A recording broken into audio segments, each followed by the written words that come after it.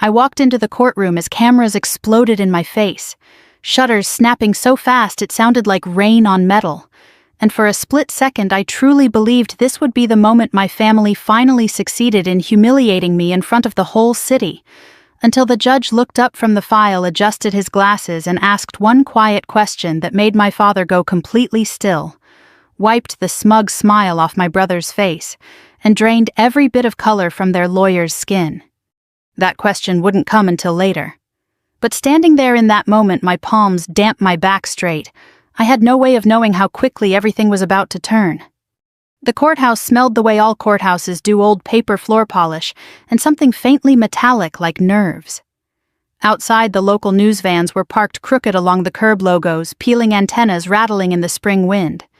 This wasn't a federal trial or a murder case. It was a family lawsuit, a business dispute, the kind of thing that usually stays quiet. But my father had made sure it didn't. He liked attention, always had. I caught a glimpse of him across the hallway before we were called in. He was standing tall in his navy blazer, silver hair perfectly combed, one hand resting on the shoulder of his golden son, my older brother Mark. Mark was smiling that same smile he'd worn since childhood whenever he thought he was about to win. The smile that said, "You never stood a chance." Their lawyer hovered nearby, confident, expensive, already rehearsing the press-friendly summary in his head. They looked like a picture out of a business magazine, the patriarch, the heir, the legal muscle. And then there was me, alone, no entourage, no lawyer whispering in my ear, just a plain navy blue jacket, sensible heels, hair pulled back neatly. I could already hear the assumptions forming in the minds of everyone watching. She's the difficult one. She's back for money. She thinks she deserves something she didn't earn. The bailiff called us in and the courtroom filled quickly. A few reporters recognized my father and whispered to each other. Someone in the gallery leaned forward, eager. This was going to be entertaining, they thought. A public family reckoning. If only they knew. As I took my seat at the small table opposite my father, I felt the familiar weight of being underestimated settle over me. I'd lived with it my entire life. It was almost comforting now, like an old coat. The judge entered, a man in his early 60s with tired eyes and a no-nonsense posture. He glanced around the room, then down at the thick folder in front of him. He hadn't formed an opinion yet. I could tell. That mattered. While preliminary motions droned on my mind, drifted back to how we'd ended up here under fluorescent lights with strangers watching our family come apart. My father had built what everyone called an empire. Not skyscrapers or private jets, but something more solid, more American.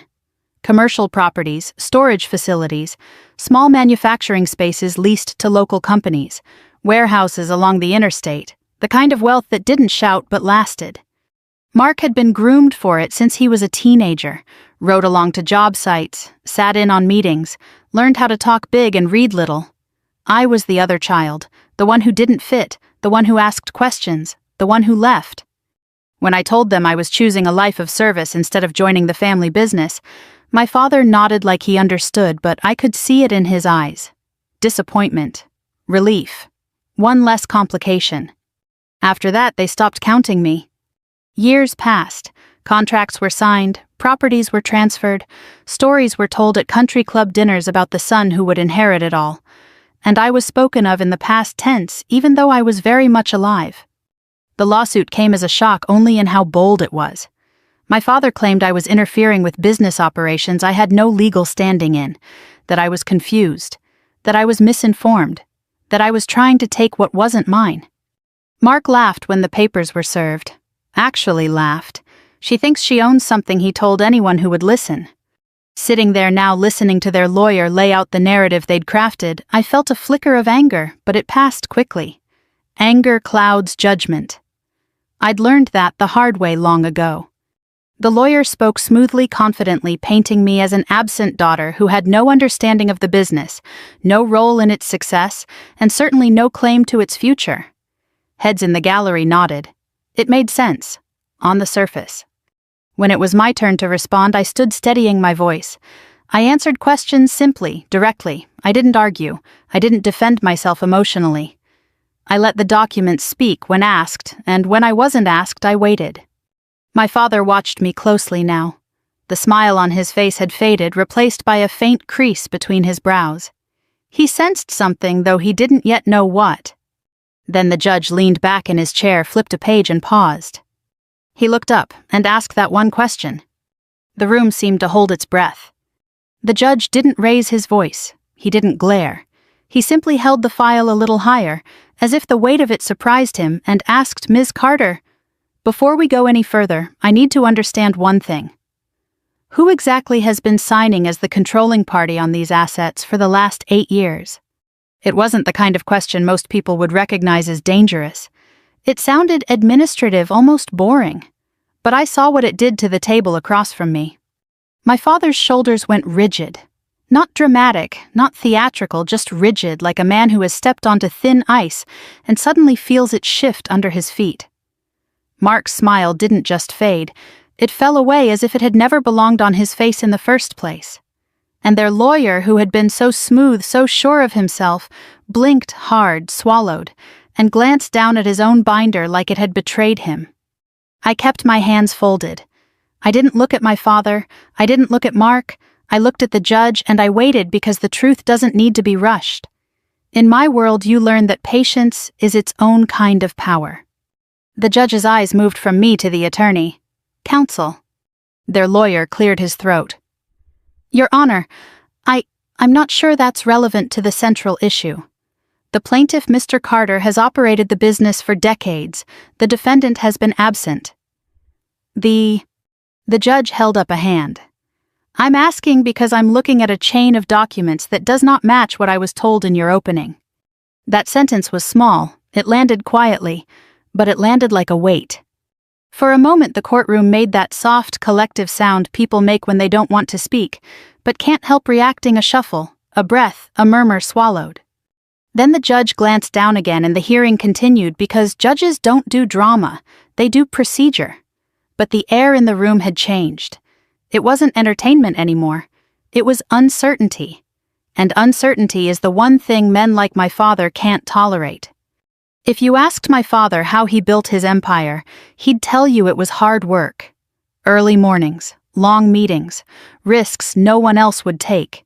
He'd say he sacrificed everything for his family. That's the story he loved. The truth was more complicated, and I was old enough now to admit it without bitterness. My father was good at seeing what other people ignored. In the late 80s and early 90s, when our little Ohio town was still shaking off closed factories and the interstate was bringing in new shipping routes, he started buying properties nobody wanted. Crumbling storage lots, empty warehouses with leaky roofs, a small trucking yard that smelled like diesel and rust. He didn't buy them with cash. He bought them with confidence bank loans, partnerships, handshakes. At first, it wasn't glamorous. My mother would sit at the kitchen table with a calculator paying bills and balancing stacks of receipts, while my father talked about the next deal like it was the second coming. We didn't vacation. We didn't have fancy cars. We had stability, which felt like luxury back then. I can admit now he did work hard. He did take risks. But he also had a talent for taking credit for things women did quietly. My mother managed the books for years. She tracked tenants, made calls, chased late payments. She kept everything from collapsing while my father made speeches at Rotary Club lunches about the future of commerce in our county. And when Mark was old enough, my father poured all of that pride into him like fuel. My brother learned early that our father's love had a price tag. Praise was given to the child who mirrored him, agreed with him, performed for him. Mark did it easily. He was charming in that effortless way some people are. He'd walk into a room and make you feel like you'd known him for years. I was different. I was the one who watched, the one who asked why. By the time I was 15, I could tell you which tenants paid late every winter, which roof needed replacing, which properties were bleeding money. Not because my father taught me, because I listened when my mother spoke, and because I sat at that kitchen table and did the math myself. Still, when family friends came over, when my father's business partners visited, when church ladies patted my head and asked what I wanted to be someday, the answer was always implied. Mark would take over the business. I would marry someone sensible, teach school, be a nurse. Something nice. When I graduated high school and told my father I wanted to serve, he stared at me like I'd announced I was moving to the moon. "Serve," he said, as if the word tasted strange. "Why would you do that? You have a future right here."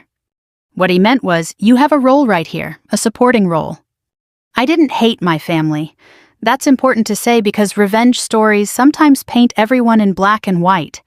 Life isn't like that, and older listeners know it better than anyone. I loved my mother. I even loved my father in the complicated way you love someone who provides but also demands. And Mark was my brother. We grew up under the same roof, eating the same casseroles, watching the same 4th of July fireworks from the same front lawn. But love doesn't erase patterns. The pattern was this: Mark was the heir, I was the spare. So I left. Not in a dramatic storm out, not in some tearful argument. I left the way adults leave quietly with paperwork and a bus ticket and a promise to call. And once I was gone, my father did what he always did with things that made him uncomfortable. He rewrote the story so he didn't have to feel rejected. To the town, I became the difficult daughter, the one who ran off, the one who didn't appreciate what she had, the one who thought she was better than the family business. To Mark, I became a convenient comparison. At least I stayed, he'd say at holidays, half joking, half serious. At least I'm loyal. And to my father's empire, I became invisible. The business grew over the next decade. New properties, a few smart leases, a storage facility that turned into steady money. Mark strutted into meetings with a tie too expensive for his experience, talked about expanding our footprint, and my father beamed like he was watching his own reflection. My father started using words like legacy. And then my mother got sick. Not the kind of sick you recover from, not the kind you can fix with more money and more control. Real sick. The kind that humbles everyone, even men who think they're untouchable. Those months were when the empire revealed its true foundation. Not the buildings, not the leases, not the accounts. The foundation was paperwork, legal structures, names and signatures, the boring, invisible things people don't respect until they're standing in a courtroom with cameras flashing. It was during that season when the casseroles arrived from church, when hospital chairs creaked under sleepless bodies, when my father's voice got softer for the first time in my life, that decisions were made. Quiet decisions. Protective decisions. Decisions my father either didn't fully understand or didn't think would ever apply to him. Because in my father's world, the future always belonged to the strongest man in the room. He never imagined that strength could look like silence. People like to think absence means irrelevance, that if you're not seen, you're not shaping anything. It's a comforting belief, especially for those who stay behind and claim the center of the stage. The truth is, absence can be intentional, strategic, necessary. After my mother's funeral, I didn't come home the way everyone expected. I stayed just long enough to help settle what needed settling: boxes, labeled accounts, closed her clothes, folded with more care than conversation, and then I left again. My father didn't stop me. He didn't ask when I'd be back. He was already busy returning to the version of life he understood: meetings, deals, the familiar rhythm of being the man in charge. Mark slipped right back into his role beside him, absorbing sympathy and opportunity in equal measure. I returned to my own world, a world where your word matters more than your charm, and where paperwork is treated like a form of truth. For years, my family assumed I was gone and disconnected. That assumption was convenient. It allowed them to tell themselves I didn't know what was happening, that I didn't understand how big the business had become, that I was too far away, too busy, too removed to matter. They were wrong on every count. I won't talk about my service in detail, not because I'm hiding something, but because that life taught me discretion. What I will say is this: I learned early that responsibility isn't loud. It doesn't announce itself. It shows up on time, keeps records and plans for outcomes no one wants to imagine. I learned how systems really work, not the romantic idea of power, but the practical one. Who signs? Who authorizes? Who is legally accountable when something goes wrong? I learned to read documents the way some people read faces. I learned where assumptions live and how dangerous they can be. While Mark was giving tours of warehouses and talking about growth, I was learning how structures are built to survive pressure, how assets are protected from poor decisions, how authority can be delegated without being surrendered. And during all those years, something important happened, something my father never noticed because it didn't come with applause. The empire changed hands quietly. It didn't look like a takeover. There were no fights, no dramatic announcements, just careful planning during a time when everyone was distracted by grief and urgency. My mother had been sharper than anyone gave her credit for. She saw the way Mark treated the business like a stage, and the way my father treated loyalty like ownership. She worried about what would happen if no one questioned them, about what would happen if the wrong person had unchecked control. So she did what women like her have always done. She prepared. She asked questions. She insisted on protections. She made sure names were placed where names mattered not for power but for balance. She believed in fairness the way some people believe in faith, quietly, firmly, without needing an audience. When she died, those safeguards were already in place. But safeguards only matter if someone understands them. For years I stayed silent. Not because I was afraid, but because nothing required me to speak. The business was stable, the properties were performing. My father and brother were busy congratulating themselves, and the paperwork did its job. Silence isn't weakness, it's restraint. I heard things, of course, comments at holidays, half-jokes passed along by cousins. Your brother's really something now. Your dad says you'd be proud of what they've built. I was proud, in a way. Proud that the structures were holding. Proud that no one had managed to destroy what my mother protected. Proud that despite their arrogance, they hadn't yet crossed the line that would force my hand. That line came quietly the way most dangerous things do.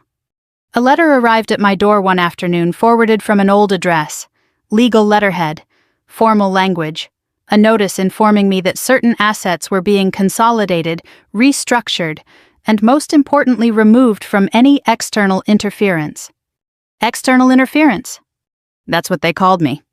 I read the letter twice then, a third time, making sure I wasn't misinterpreting the language. It wasn't just a business move. It was an attempt to erase. To declare on paper that I had no standing, no authority, no place in something I had helped protect simply by staying quiet. I made a phone call that day, not to my father, not to Mark, to someone who knew how to read between lines. The response was calm, professional. They've misunderstood what they're dealing with, he said, or they're hoping you won't push back. I didn't push back right away. I waited. Because timing matters. Because confrontation too early gives people time to adjust their story. And because I wanted this resolved not with shouting but with truth documented, dated, undeniable. The lawsuit arrived months later, aggressive, public, framed as a defense of the family business against a wayward daughter. My father must have thought I'd panic, that I'd fold, that I'd settle quietly, accept some small concession to keep the peace. He never understood that peace doesn't come from surrender. It comes from clarity. So I gathered what needed gathering. I reviewed what needed reviewing. I prepared not emotionally but methodically. And then on a bright spring morning I walked into that courthouse alone. They thought I was absent. They thought I was unprepared. They thought the empire belonged to the man who talked the loudest. They had no idea that everything they relied on was already written down clear as ink on paper and waiting for the one moment when silence would no longer be enough. By the time we returned to the courtroom after the short recess, the mood had shifted in a way that was hard to explain but impossible to miss. The gallery wasn't buzzing anymore. People weren't leaning forward for entertainment. They were sitting back, watching carefully the way people do when they realize they might be witnessing something real, something that won't end the way they expected. My father noticed it too. He kept adjusting his cuff, glancing at his lawyer more often than before. Mark had stopped smiling entirely. He stared straight ahead, jaw tight, like a man forcing himself not to look at a crack forming beneath his feet. The judge resumed the session without ceremony. He summarized where we were calm and precise, restating the claims my father had brought forward. Interference, lack of standing, an assertion that I was an outsider attempting to disrupt a business I had no legal connection to. Then he turned to me. Ms. Carter, he said, you've chosen to represent yourself today. Is that correct? Yes, Your Honor. A few heads in the gallery tilted. Self-representation always draws attention. People assume arrogance or desperation or ignorance, rarely preparation. The judge nodded. I want to be very clear, he continued. This court is not interested in family grievances. I am interested in authority documentation and legal responsibility. Do you understand? I do. He leaned back slightly. Then let's proceed. My father's lawyer stood again, confidence returning in small increments like a man convincing himself everything was still under control. He called his first witness an operations manager who had worked with my family for years. A decent man, nervous, caught between loyalty and truth. The lawyer guided him gently, asking about daily operations decision-making, who approved expenses, who signed contracts. The witness answered honestly. Most of the time that had been my father, recently Mark. The lawyer smiled as if this confirmed everything. He turned to the judge. As you can see, Your Honor, Ms. Carter has not been involved in any meaningful capacity. She has no operational role, no managerial authority. The judge nodded, jotting something down. Then he looked at me. Ms. Carter, you're cross. I stood smoothing the front of my jacket and walked a few steps closer, not aggressively, just enough to be heard. Good morning, I said to the witness. You mentioned contract approvals. When you say approval, do you mean who authorized the action or who had final legal authority? The witness hesitated. I suppose those are different things. They are, I agreed gently. Who had final legal authority? Well, he said slowly, we usually followed instructions from Mr. Carter or Mark. Usually, I repeated, but not always. He shifted in his chair. Sometimes paperwork had to go through other channels. What channels? He glanced at my father, then back at me. Trust administration, compliance review. Thank you, I said. No further questions. It was a small exchange, easy to miss. But the judge's pen stopped moving. The next witness was a banker, then an accountant. Professionals who spoke in careful language accustomed to precision. They confirmed what the operations manager had hinted at. There were structures in place, oversight mechanisms, limitations my father had agreed to years earlier. Each time the lawyer tried to steer the testimony back to control, to habit, to assumption. Each time the truth slipped through anyway. Finally, the judge looked at the thick folder in front of him again. He flipped several pages, then looked directly at my father's lawyer. Counsel, he said, I'm struggling to reconcile your argument with the documents I'm reading. The lawyer straightened. Your Honor, with respect, operational control has always rested with my client. Any administrative structures were... Administrative, the judge interrupted. These appear to be legal constraints. The lawyer paused. They were precautionary. Precautionary against what? Silence. My father cleared his throat. It was a small sound, but it echoed in the room. Your Honor, he said, standing before his lawyer could stop him. I've been running this business for 40 years. The judge looked at him calmly. That may be true, Mr. Carter, but longevity is not the same as authority. Mark turned toward our father, his face tight. Dad. The judge raised a hand. Mr. Carter, he said, addressing my brother, now you'll have your turn. Sit down. The power in that simple command was unmistakable. For the first time in my life, someone else had told my father what to do, and he had obeyed. The judge turned back to me. Ms. Carter, you've submitted several exhibits this morning. Before we review them, I want to ask you directly, what is your claim? I didn't hesitate. My claim is not that I ran the business day to day, I said. My claim is that the business was never structured to belong solely to the loudest voice in the room. A few people in the gallery shifted uncomfortably. My father believes control comes from presence, I continued. From showing up, making decisions, being seen. The law doesn't work that way. The law works on intent, documentation, and authority. The judge nodded slightly. I took a breath. This lawsuit wasn't brought because I interfered. It was brought because my absence made people forget the limits of their power. My father stared at me now, not angry, not smug, confused. Truly confused. Like a man realizing the rules he'd lived by his whole life were incomplete. The judge looked back down at the file. We're going to review Exhibit C, he said. And then I'm going to ask some very specific questions. The lawyer's hand trembled slightly as he flipped to the page.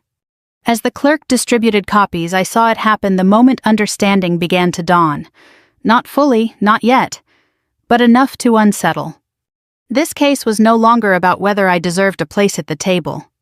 It was about whether the table had ever belonged to them in the first place. The judge didn't rush. He never did. He studied Exhibit C the way a mechanic studies an engine quietly, thoroughly, without reacting to the noise around him. The courtroom had gone still in that special way that happens when people realize the outcome no longer belongs to the loudest speaker. "Counsel," he said at last, looking up at my father's lawyer, "this document predates the current structure of the business by several years." "Yes, Your Honor," the lawyer replied carefully. "It was executed during a transitional period." "A transitional period," the judge repeated. "During a medical emergency." The lawyer nodded once. "That is correct. And it establishes a controlling framework," the judge continued, "that limits unilateral decision-making and places ultimate authority elsewhere." The word elsewhere landed hard. Mark leaned forward, whispering urgently to our father. My father shook his head slow and deliberate, as if refusing to believe what his ears were hearing. He had spent his entire life equating authority with presence. He showed up, therefore he ruled. It had always been that simple until now. The judge turned his attention to me. "Ms. Carter, I want you to explain something for the record. In plain terms, no legal jargon." I nodded. "Yes, Your Honor." He tapped the document lightly. "Why was this structure created?" I took a breath. This was the moment where truth mattered more than strategy. "Because unchecked power is dangerous," I said calmly, "even in families, especially in families." A murmur rippled through the gallery, not judgment, recognition. My mother understood that the business had grown beyond personalities, I continued. She believed it needed protection from impulsive decisions, from internal pressure, and from the assumption that seniority automatically equals wisdom. My father let out a sharp breath. "That's not—" "Mr. Carter," the judge said gently but firmly, "you'll have an opportunity to respond." The judge turned back to me. "Go on." "The structure wasn't designed to punish anyone," I said. "It was designed to preserve the business for the long term, to ensure continuity, accountability, stability." And who the judge asked was designated to hold that authority. I felt every eye in the room settle on me. I said simply. The silence that followed was absolute. My father's face went slack, like a man who has just realized the ground beneath him was never solid to begin with. Mark's mouth opened slightly, then closed. His expression wasn't anger yet. It was disbelief, pure and unfiltered. The lawyer stood abruptly. "Your Honor, if I may, this designation was symbolic at best. Ms. Carter was not present. She did not exercise control." The judge raised an eyebrow. "Authority does not require daily presence, counsel. It requires legal standing." He turned to the clerk. "Please pull the subsequent amendments." Pages were flipped, copies exchanged. The lawyer's confidence evaporated with each document placed on the table. According to these filings, the judge said any major asset restructuring required consent from the controlling party, and according to these signatures, that consent was not obtained. The lawyer's face had gone paper white, just as I'd seen earlier. He opened his mouth, then closed it again. Mark stood up. "This is insane," he said, voice tight. "She wasn't even here. She didn't earn this." The judge fixed him with a steady look. "Sit down, Mr. Carter." Mark hesitated just long enough to remind me how unused he was to being corrected, then sat. The judge leaned forward. "Ms. Carter, did you at any point relinquish this authority?" "No, Your Honor." "Did you delegate it?" "Yes." "To whom?" "To a professional trustee and compliance team," I answered, "to ensure the business could operate without disruption." The judge nodded. "So while others managed operations, you retained oversight?" "Yes." "And did you ever interfere?" "No." "Why not?" I paused, choosing my words carefully. Because nothing was being endangered, and because silence in this case was not surrender. It was trust. The judge sat back. "Trust," he repeated softly. My father's lawyer tried once more. "Your Honor, even if authority technically rested elsewhere, my client has acted in good faith." "Good faith does not override written law," the judge said. "Nor does assumption replace consent." He turned to my father. "Mr. Carter, you assumed control because no one stopped you. That does not mean you were entitled to it." My father stood slowly as if his legs had aged 10 years in the last hour. "I built this," he said, voice rough. "I sacrificed for it." "No one is disputing your contribution," the judge replied. But contribution is not ownership, and sacrifice does not nullify safeguards. The judge glanced around the courtroom. This case has been framed as a dispute between a father and daughter. It is not. It is a dispute between assumption and documentation. He paused, then delivered the sentence that changed everything. This court recognizes Ms. Carter as the controlling authority of the assets in question. The words hung in the air. Mark slumped back in his chair, staring straight ahead. The lawyer closed his binder with trembling hands. Reporters scribbled furiously, already reshaping their headlines. My father didn't sit. He just stood there staring at me, not with anger, but with something far more unsettling. Understanding. Not the full kind, not yet, but enough to hurt. The judge continued outlining next steps, compliance measures, corrective actions. His voice became procedural again, steady and unemotional. But the damage, or perhaps the correction, had already been done. When the gavel finally came down, the courtroom erupted into quiet chaos. Chairs scraped, voices rose, cameras flashed again, but now they were aimed at me. I didn't smile. I didn't celebrate. I gathered my papers, thanked the clerk, and turned to leave. As I passed my father's table, he reached out, stopping me just short of the aisle. His hand hovered, unsure whether it was allowed to touch my arm. I didn't know, he said quietly. I looked at him, really looked at him for the first time in years. You never asked, I replied. And for once he had no answer. The hallway outside the courtroom felt narrower than it had that morning, as if the building itself had shifted. Reporters clustered near the doors, voices overlapping questions fired like pellets. I kept my eyes forward and walked past them without stopping. I had learned a long time ago that not every truth needs a microphone. My father followed at a distance. Not close enough to confront me, not far enough to pretend he wasn't trying. Mark didn't come out right away. I didn't look back to see where he was. In a small conference room down the hall, the judge requested a brief administrative meeting. No cameras, no audience, just paperwork, timelines, and instructions. The kind of quiet ending that rarely makes the news but defines what actually happens next. The judge explained the ruling in plain language, the way he might explain it to a neighbor over a fence. He clarified responsibilities, outlined corrective filings, and emphasized compliance. His tone wasn't punitive. It was educational. Ms. Carter, he said, your restraint prevented a great deal of damage. That matters. I thanked him, not formally, just honestly. When the meeting ended, the clerk escorted me back into the hallway. My father was waiting near a window, hands clasped behind his back, staring out at the parking lot. The confidence he wore like a second skin all his life had cracked. What stood there now was an aging man confronting a reality he hadn't planned for. Can we talk? He asked. I nodded. We found a bench near the elevators, away from the noise. For a long moment, neither of us spoke. The building hummed softly around us, distant footsteps, a ringing phone, the muted clank of elevator doors. I never thought, he began, then stopped. He tried again. I didn't understand what your mother was doing back then. I know, I said. He frowned. Why didn't you tell me? I considered that question carefully. Because you wouldn't have listened, I said. Not unkindly, just truthfully. And because it wasn't about you. He looked down at his hands. I thought silence meant you didn't care. No, I said. It meant I trusted the structure to do what it was designed to do. He shook his head slowly, a bitter half-smile tugging at his mouth. All these years I thought control meant holding on tighter. That's how most people think, I said, until something breaks. He sighed, the sound heavy with regret. I taught Mark that if he stayed close, he'd be rewarded. And I learned, I replied, that distance sometimes protects what closeness destroys. That landed. He didn't argue. When Mark finally approached, he looked different. Smaller somehow. The bravado had drained out of him, leaving behind something raw and unsettled. So that's it, he asked. You win. I met his eyes. This isn't about winning.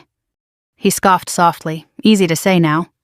Mark, I said, you were given opportunity. I was given responsibility. They aren't the same thing. He opened his mouth to respond, then closed it again. For the first time in our adult lives, he didn't have a comeback. We parted quietly, no hugs, no apologies yet, just space. The weeks that followed were busy but calm. Filings were corrected. Oversight was clarified. Systems adjusted. The business didn't collapse the way some people expected. It stabilized, tenants paid, employees kept their jobs. Life went on. I made one change early on. I brought in an independent review team not to punish but to ensure transparency. My father bristled at first, then softened when he realized it wasn't a threat. It was a safeguard. I invited him to sit in on the meetings if he wanted, not as the authority, as a contributor. He came, quietly, listened more than he spoke. Mark took longer. Pride takes time to heal, but eventually he reached out not to reclaim control but to understand it. That was a start. One evening, months later, I stood alone in one of the warehouses my father had bought decades earlier. The concrete floor was cool beneath my shoes. The lights hummed overhead. Pallets were stacked neatly, inventory labeled and logged. This was the empire everyone had fought over. It wasn't glamorous, it wasn't mythical. It was orderly, functional, built on thousands of small decisions, most of them invisible. And it belonged not to a man, not to a name, but to the rules that protected it. I thought about how easily it could have been lost. One impulsive deal, one unchecked signature, one assumption too many. Power doesn't announce itself, it documents itself. That's the lesson no one teaches you until it's almost too late. I didn't take control to punish my family. I took it to prevent a lie from becoming permanent, to make sure effort didn't override fairness, to honor my mother's foresight and my father's labor without letting either become a weapon. Revenge would have been loud. This was quieter and stronger. When I left that warehouse, I locked the door behind me, not out of fear, but out of respect for what it held. Not just assets, but a warning. Never confuse presence with authority, never mistake noise for truth, and never assume silence means surrender. I didn't expect reconciliation to feel so ordinary. Not dramatic, not cinematic, no sweeping apologies or tearful confessions in the rain, just small human moments that arrived quietly the way real understanding usually does when pride finally loosens its grip. It began with a phone call from my father one Sunday afternoon. "I'm looking at the old lease files," he said, his voice cautious, almost tentative. "There's something I don't understand." I sat at my kitchen table, sunlight cutting across the worn wood, and smiled to myself. "Which part?" I asked. He chuckled softly. It was the first time I'd heard him laugh without dominance behind it in years. All of it, he admitted. "I thought I knew this business inside and out. Turns out I only knew the parts that talked back." That was new. My father had never been fond of admitting limits. We spent an hour on the phone that day, not arguing, not defending, just reviewing, clarifying, learning. He asked questions, real ones, the kind you ask when you're ready to hear answers that might unsettle you. Mark called a few weeks later. Late evening. His voice was rough around the edges. "I keep thinking about what you said," he told me, "about opportunity and responsibility." I waited. Silence gives people room to finish their thoughts. "I stayed," he continued. "I thought that meant I deserved more. But staying isn't the same as protecting." "No," I said gently, "it isn't." There was a pause. "Then I don't know how to be the guy who listens." "You learn," I replied, "the same way I did, by being wrong first." That conversation didn't fix everything, but it cracked something open. And sometimes that's all you need to begin again. Over the following months, the business settled into a new rhythm. Clear oversight, transparent processes, defined authority. My father stepped back from daily operations not because he was pushed out, but because he finally trusted the system. Mark found his footing in a role that suited him better, relationship-focused, outward-facing, no longer pretending to be something he wasn't. And me, I remained where I had always been, steady, deliberate, unassuming.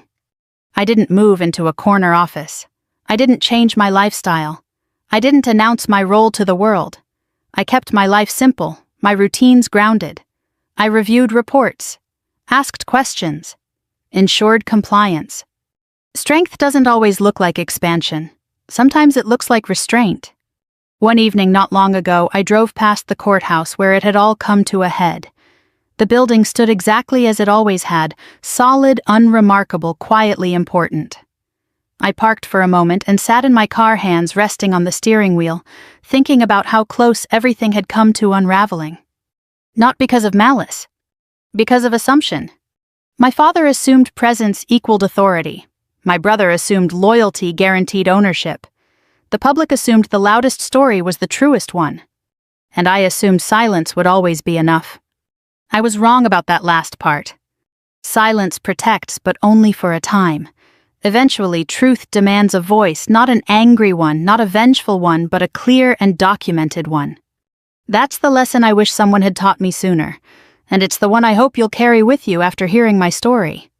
If you've spent your life being the quiet one, the reliable one, the person who handles things without applause, don't confuse humility with invisibility. Make sure your work is protected. Make sure your intentions are written down. Make sure the structures you trust can stand without you explaining yourself in a crisis. And if you're a parent listening to this, believing you know your children better than they know themselves, pause, ask questions, read the paperwork. Power shared wisely lasts longer than power hoarded out of fear. I didn't walk into that courtroom to destroy my family. I walked in to stop a misunderstanding from becoming a permanent injustice. What happened after wasn't revenge. It was correction. Today, when I sit across from my father at a small diner we've both gone to for decades, our conversations are quieter, slower, more thoughtful. He listens now. Mark listens too. Not perfectly, but sincerely. We are not the family we once were. We are better. Because truth, when faced, honestly doesn't just expose. It educates, it humbles. And sometimes if you're willing to sit with the discomfort long enough, it heals. If this story made you pause, if it reminded you of your own family, your own paperwork, your own quiet strength, take a moment, reflect, share it with someone who might need the reminder. And if you want to hear more stories like this, stories about dignity, accountability, and the power of truth, told calmly, consider subscribing and staying with us. Some lessons come too late. Others arrive right on time.